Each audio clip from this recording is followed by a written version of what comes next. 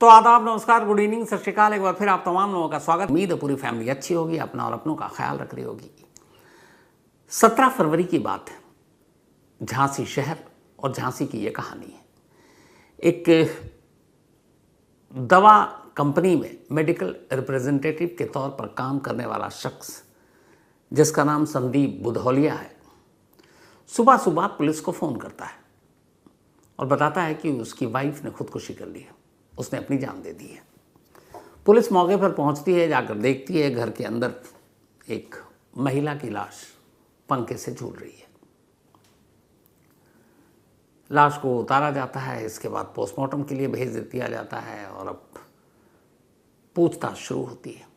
इस दौरान में पुलिस के साथ साथ संदीप बुधौलिया ने अपने ससुराल वालों को भी फ़ोन कर यही जानकारी दी। उसका ससुराल मध्य प्रदेश में, और मध्य प्रदेश में ही टीकमगढ़ ज़िले में उसकी बीवी के माँ बाप रहने वाले थे वहाँ के। वो सब भागे भागे बदहवास आते हैं। शादी को सिर्फ 7 साल पूरे हुए थे अभी संदीप बुधौलिया की, और उसकी पत्नी का नाम था सोनाली। जब वो घर आते हैं तो शुरुआत में जो पुलिस को बयान दिया पति ने, इसके बाद पति ने ससुराल वालों को बताया। फिर ये हुआ कि कोई अपनी जान क्यों देगा, तो पुलिस को कहानी पता चली, और वो ये कि ससुराल वालों ने कहा कि जब शादी हुई उसके बाद से ही लगातार दहेज के लिए संदीप तंग करता था। जब शादी हुई थी 27 फरवरी 2017 में, तब 20 लाख रुपए दहेज लिए थे उसने, लेकिन एक गाड़ी की मांग कर रहा था, गाड़ी नहीं मिली तो नाराज़ पूरा ससुराल और उसको लेकर सोनाली को हमेशा तंग करता। शुरुआत के 3 साल बड़े बुरे बीते, लेकिन 3 साल के बाद सोनाली ने एक बच्ची को जन्म दिया जो अब 4 साल की हो चुकी थी। तो घर वालों ने इल्ज़ाम लगाया ऐसी दहेज की वजह से शायद तंग आकर उनकी बेटी ने अपनी जान दे दी। पुलिस भी इसको यही मानकर चल रही है अपने इसी हिसाब से। तभी अब मध्य प्रदेश से उस बच्ची के नाना नानी यानी कि सोनाली के माँ बाप झांसी आए हुए थे। अब 4 साल की वो बच्ची अपने नाना नानी के साथ थी। 4 साल की उम्र होती क्या है? एक ऐसी उम्र जिसमें आपको अच्छा बुरा, कत्ल, मौत, इन सारी चीज़ों के बारे में, साजिश, लालच, दहेज, शायद कोई जानकारी नहीं होती। तो ये बच्ची भी लगभग उसी उम्र के पड़ाव पर थी और इसे भी कुछ पता नहीं था। अब तमाम भीड़ देख रही है घर में। नाना नानी आए, नाना नानी से वो बातें करने लगी। बातें करते करते वो अचानक कुछ बोलना शुरू करती है। जैसे ही बोलना शुरू करती है, नाना नानी परेशान हो उठते हैं। इसके बाद वो बच्ची है, मूड है, बोलते बोलते अचानक वो अपनी कॉपी उठाती है और एक पन्ने पर कलम से एक तस्वीर बनाना शुरू कर देती है। ये वही तस्वीर है। इस तस्वीर को अगर आप वैसे ही देखेंगे तो इस तस्वीर में आप क्या पाएंगे? कुछ भी नहीं। अमूमन ये जो 3-4 साल के बच्चे होते हैं या 5 साल के, उन्हें कागज़, कलम, पेंसिल कुछ भी पकड़ा दीजिए, कागज़ पर आड़ी तिरछी तस्वीरें बनानी शुरू कर देते हैं। उन्हें अच्छा लगता है। बहुत सारे बच्चों को पेंटिंग का शौक होता है। 4 साल की ये बच्ची, इसे तस्वीर बनाने का शौक था। अब वो एक तस्वीर बनाती है नाना नानी के सामने, और ये वही तस्वीर है। इस तस्वीर को अगर आप गौर से देखेंगे तो इस तस्वीर में एक लड़की नजर आएगी आपको। उस लड़की के 2 हाथ भी हैं, लेकिन सबसे अजीब बात इस तस्वीर की है कि इस लड़की के गर्दन की दाहिनी तरफ एक और हाथ बनाया गया। 4 साल की एक बच्ची एक तस्वीर बना रही है जिसमें 2 हाथ हैं, लेकिन एक एक्स्ट्रा हाथ है, और वो उस लड़की के गर्दन की दाहिनी तरफ। अब ये तस्वीर देखकर पूछते हैं कि ये कौन है, क्या है, और ये तीसरा हाथ क्या है? तब वो बच्ची बताती है कि मेरी मम्मी है, और ये दोनों हाथ मेरी मम्मी के हैं, लेकिन जो तीसरा हाथ है इस दाहिनी तरफ गर्दन के, वो हाथ मेरे पापा का है। तो पूछा गया कि ये हाथ यहाँ क्यों और ये मम्मी की तस्वीर ऐसी क्यों बनाई? तब बच्ची कहानी सुनाती है, उस तस्वीर की कहानी। वो कहती है कि मेरे पापा ने मेरी मम्मी को मारा, मम्मी को गिराया, फिर मारा पीटा, फिर मम्मी को पकड़कर उसके गले में कुछ डाला और उसे टांग दिया, शायद पंखे से। तो इसीलिए मैंने ये तस्वीर बनाई है कि ये मेरी मम्मी है, ये इनके दोनों हाथ हैं, उनके गले में एक फंदा है और एक हाथ है जो तीसरा हाथ, वही हाथ है जो उस फंदे से मेरी मम्मी को टांग रहा है, और वो तीसरा हाथ मेरे पापा का है। नाना नानी ये सुनकर शॉक्ड फिर पूछते हैं कि क्या, पूरी बात बताओ। तब वो बताती है कि पापा ने मम्मी को मारा है और मारने के बाद उनको धक्का दिया, गिराया, फिर उनको टांग दिया, और टांगने के बाद वो चले गए अपने दोस्तों के साथ, और मैं ये सब कुछ देख रही थी। इस बच्ची की एक तस्वीर ने कातिल की शक्ल में उसके पापा का खुलासा कर दिया। जब बच्ची की तस्वीर सामने और कहानी सामने आई, बच्ची के नाना नानी बदहवास फ़ौरन वो पुलिस के पास जाते हैं और कहते हैं कि मेरी बेटी ने अपनी जान नहीं दी है, बल्कि उसे मारा गया है, उसका कत्ल हुआ है, और उस कत्ल का चश्मदीद कोई और नहीं, 4 साल की एक बच्ची है जिसकी माँ का कत्ल हुआ और जिसके पापा ने यह कत्ल किया। अब पुलिस भी सुनकर हैरान। पुलिस आती है, अब उस बच्ची से फिर से पूछती है, पुलिस वाले अंकल बनकर पूछती है। बच्ची को अभी भी, चूँकि 4 साल की उम्र है, उससे आप क्या उम्मीद रखेंगे। वो बिल्कुल मासूमियत से सारी बातें बताती है, फिर पुलिस को बताती है। ये जो तस्वीर है इसमें ये मेरी मम्मी है, और ये जो हाथ है ये मेरे पापा का है, और मेरी मम्मी को मेरे पापा ने मारा है, और मैंने ये सब कुछ आंखों से देखा। फिर मारने के बाद पापा भाग गए। जब इस बच्ची की इस गवाही को पुलिस ने सुना और उस तस्वीर को देखा, जो तस्वीर के ज़रिए भी वो कहानी बता रही थी, पुलिस को कहानी समझ में आ गई। इसके बाद उसने संदीप बुधौलिया को हिरासत में लिया। हिरासत में लेने के बाद अब उससे पूछताछ शुरू हुई। जब पूछताछ शुरू हुई तो थोड़ी देर के बाद पूरी कहानी सामने आई। लेकिन इस पूरी कहानी को सुनाऊं उससे पहले जो ये बच्ची ने तस्वीर बनाई है, इस तस्वीर को बनाने के बाद जब उससे पूछा जा रहा है कि तस्वीर किसकी है, क्यों बनाई, ये बातचीत आप सुन लीजिए उस बच्ची की ही जुबानी। मम्मा जाके नेताजी को फोन लगा लो।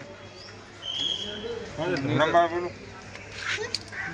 अरे यहाँ पे लग लो यार। मैं नंबर ले दूँ मम्मा का। ये क्या बना रहे थे इधर पे? ये क्या बना रहे थे? मम्मा ये क्या था जी? हाथ किसका था? ये पापा का हाथ क्या कर रहे हैं पापा? मार रहे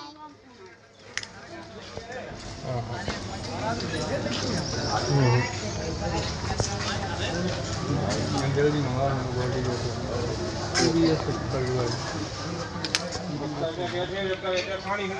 पकड़ लिया। क्या हो गया मम्मा को? मम्मा दे रही थी, पापा ने उनको पीछे से दे रहा था। मुकुल पकड़ लिया तूने। तब इस बच्ची ने ये पूरी बातचीत बाकायदा मीडिया के सामने भी कही। अब इस कहानी को आगे बढ़ाऊं, कलेजा छलनी कर देने वाली एक और दूसरी तस्वीर आपको दिखाता हूं। 4 साल की उम्र क्या ही होती है, इस उम्र में बच्चों को क्या ही कुछ अकल, क्या ही कुछ समझ हो। शायद इस वक्त इस बच्ची को भी नहीं है, लेकिन कल को जब ये बड़ी होगी तो ये जो तस्वीर अभी आप देख रहे हैं ना, इस तस्वीर की जब भी इसे याद आएगी या याद दिलाया जाएगा या इसे बताया जाएगा, ये पूरी जिंदगी एक गम और एक दर्द लेकर अपने साथ जिएगी। बेचैन कर देने वाली तस्वीर ये इसलिए है क्योंकि एक 4 साल की बच्ची अपनी मां का अंतिम संस्कार कर रही है। चिता पर ये उसकी मां लेटी है, ये बच्ची उसे मुखाग्नि दे रही है। 4 साल की बच्ची। वजह ये थी कि जब ये हो चुका, इसके बाद अब पति को तो हिरासत में ले लिया गया, उसके भाई और बाकी लोग आए अंतिम संस्कार के लिए, लेकिन सोनाली के माँ बाप ने सभी को भगा दिया। सभी में गुस्सा भी था फिर ये हुआ कि कौन चिता को आग देगा। तो हम लोगों ने तय किया ये बच्ची ही देगी, और उसने वो सब कुछ किया। उसे पता भी नहीं कि ये सब क्या है, ये क्या रस्म है, क्या चीज़ें हैं, लेकिन उस बच्ची ने किया। जब ये सारी चीज़ें हो गई, उसके बाद उस बच्ची से पूछा गया कि तुमने अभी क्या किया। मतलब अपनी माँ की चिता को मुखाग्नि या आग देकर आ रही है। उस बच्ची को शायद अंतिम संस्कार भी ठीक से बोलना नहीं आता, आप खुद सुनिएगा, लेकिन शायद उसे पता था कि वो क्या करके आ रही है। तो जब उसने अपनी माँ को की चिता को आग दी, उसके बाद वो फिर बोली और बताया कि उसने ऐसा क्यों किया, क्योंकि उसके पापा भागे हुए गायब हैं, और इसीलिए उसे अपनी मम्मी का अंतिम संस्कार करना पड़ा। ये उस अंतिम संस्कार के फौरन बाद इस बच्ची की बातचीत है, इसको भी सुनिए। मैंने अंतिम संस्कार किया। माता इसे पापा नहीं आए थे, इसलिए मैं संस्कार।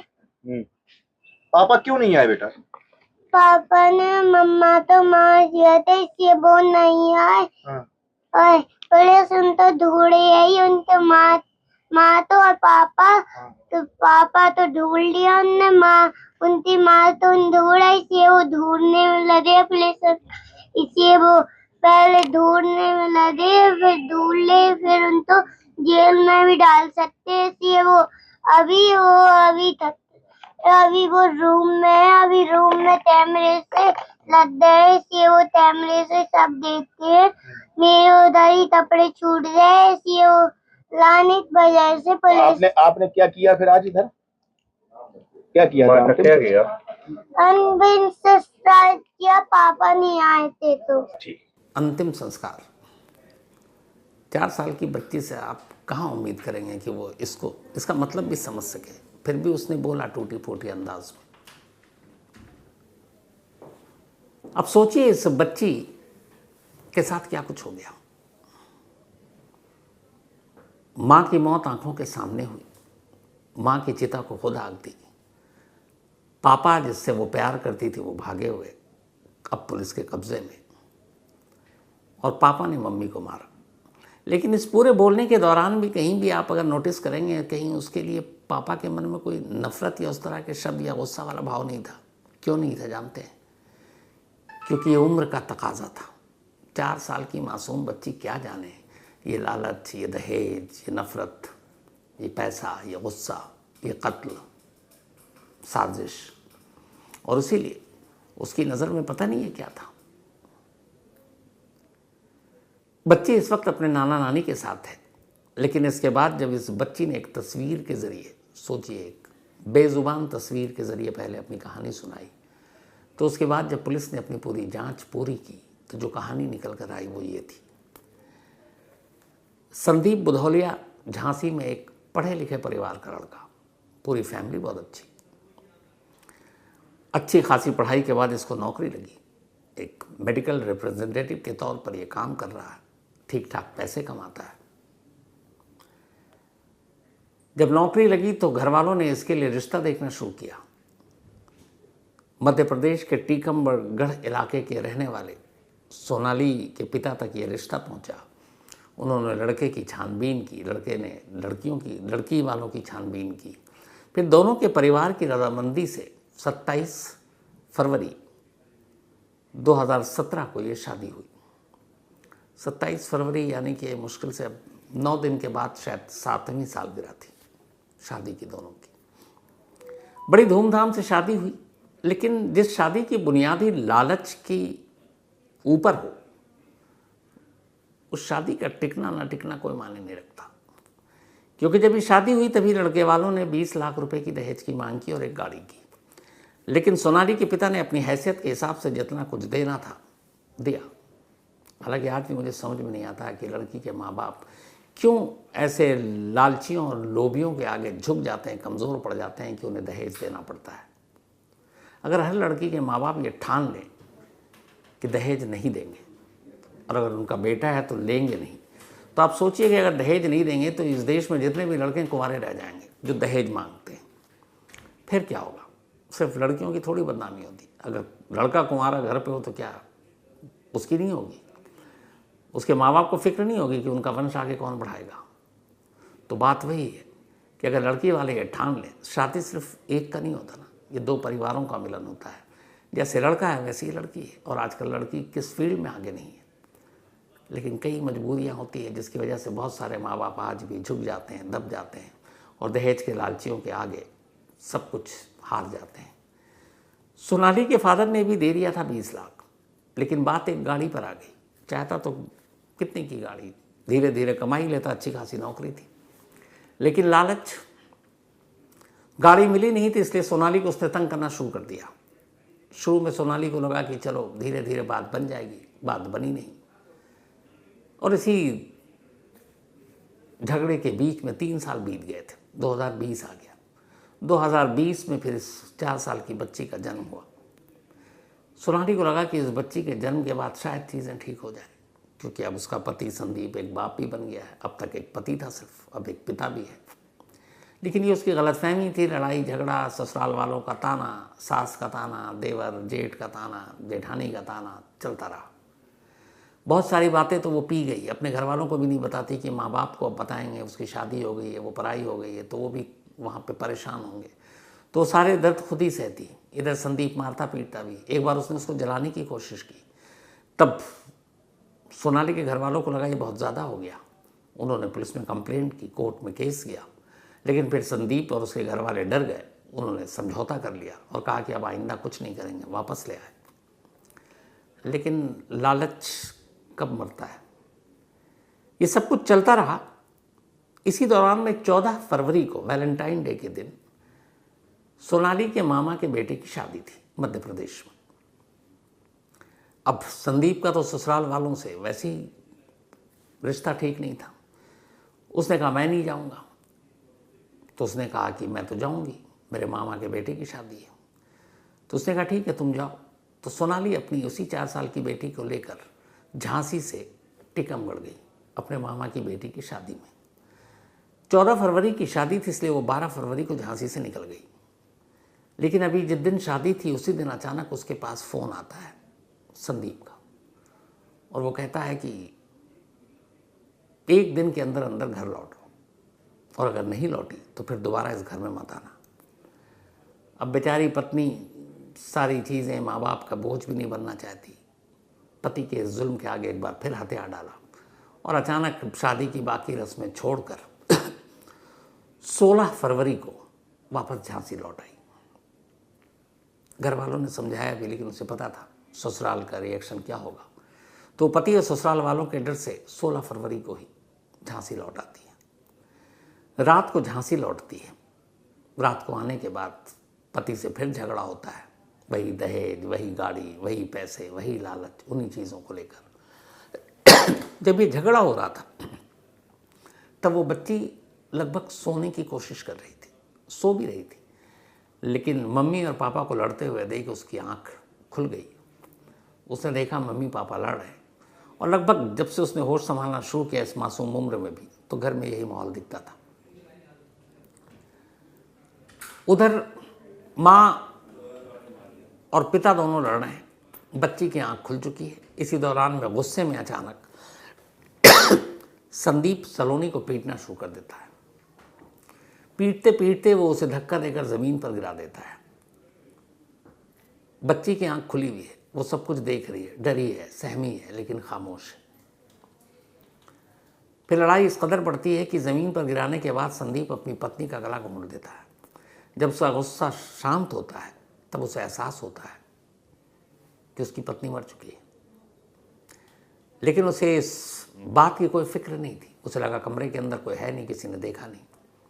अब वो अपनी पत्नी की लाश को उठाता है, उसके गले में एक फंदा डालता है और कमरे के पंखे में फंदे का दूसरा सिरा कसता है और ऐसे दिखाता है कि जैसे उसने अपनी जान दे दी हो। लेकिन बिस्तर पर लेटी वो बच्ची 4 साल की ये सब कुछ देख रही थी। उसने अपनी माँ को मरते हुए देखा, बाप को मारते हुए देखा, धक्का देते हुए देखा, पीटते हुए देखा और फंदे से टांगते हुए देखा। लेकिन खामोश रही। इसके बाद सुबह हुई। सुबह संदीप ने पहले अपने ससुराल वालों को फ़ोन किया कि आपकी बेटी ने अपनी जान दे दी है। फिर पुलिस को फ़ोन किया, पुलिस आई, ससुराल वाले आए, और यही था कि दहेज से तंग आकर आए दिन के झगड़े से निजात पाने के लिए सोनाली ने अपनी जान दे दी। लेकिन संदीप को ये पता नहीं था कि रात जब सब कुछ ये हो रहा था तब उसकी बेटी सो नहीं रही थी, बल्कि वो सब कुछ देख रही थी। लेकिन फिर उसे लगा कि 4 साल की बच्ची अगर देख भी ले तो क्या फ़र्क पड़ता, क्या बताएगी, क्या समझाएगी, क्या गवाही देगी। लेकिन उस बच्ची के अंदर खासियत थी, तस्वीर बनाने का शौक। उसने उठाया कागज़, लिया कलम और तस्वीर बना दी। तस्वीर में कुछ नहीं दिखाया उसने सिवाय एक तीसरे हाथ के, और उसी तीसरे हाथ को उसने बताया कि उसके पापा का हाथ है जो उसकी गर्दन की तरफ था। और इस एक तस्वीर ने पूरी कहानी खोल दी। कातिल बेशक पकड़ा गया, लेकिन उस बच्ची के नज़रिए से देखिए, माँ का साया सर से छिन गया। बाप अब शायद कभी लौट कर नहीं आएगा, उम्र कैद की सज़ा तो मिलेगी। तो एक ही रात में, एक ही झटके में ये बच्ची पूरी तरह से यतीम हो गई। न मम्मी रहे न पापा रहे। और इस उम्र में उसे जो करना पड़ा, मुझे नहीं लगता कि शायद दुनिया के किसी बच्चे के हिस्से में ऐसा जख्म या ऐसा दर्द कभी आए कि 4 साल की मासूम बच्ची को अपने हाथ में अग्नि लिए अपनी मम्मी को अंतिम संस्कार करने के लिए मुख अग्नि देना पड़े। लालच ने इस दुनिया में न जाने कितने क्राइम कराए। अफसोस अगर इन क्रिमिनल्स के मन में या ऐसे पतियों के मन में ज़रा सी भी संवेदना, ज़रा सी भी ऐसा कोई दर्द या रिश्ते की मोहब्बत मिठास हो तो शायद ये ना हो। अब एक गाड़ी के लिए एक बीवी को मार डालो। गाड़ी तो वो कभी भी ले सकता है, लेकिन बीवी लौट कर नहीं आ सकती, और जो कलंक अब उसके माथे पर लिखा है वो भी नहीं धुल सकता। क्या कीजिएगा। लालच की कभी कोई इंतहा नहीं रही, और हमारे और आपके कहने से भी ये चीज़ें बंद नहीं होंगी, न होती हैं। कल को यही संदीप किसी और शहर में, किसी और कस्बे में, किसी और नाम के साथ, किसी नई कहानी के साथ हमारे आपके सामने होगा। हो सकता है मैं फिर बैठकर ऐसे ही किसी संदीप की कहानी सुना रहा हूँ और आप सुन रहे हैं। बदलेगा कुछ नहीं, अफसोस यही है। तो कहानी में इतना ही आज।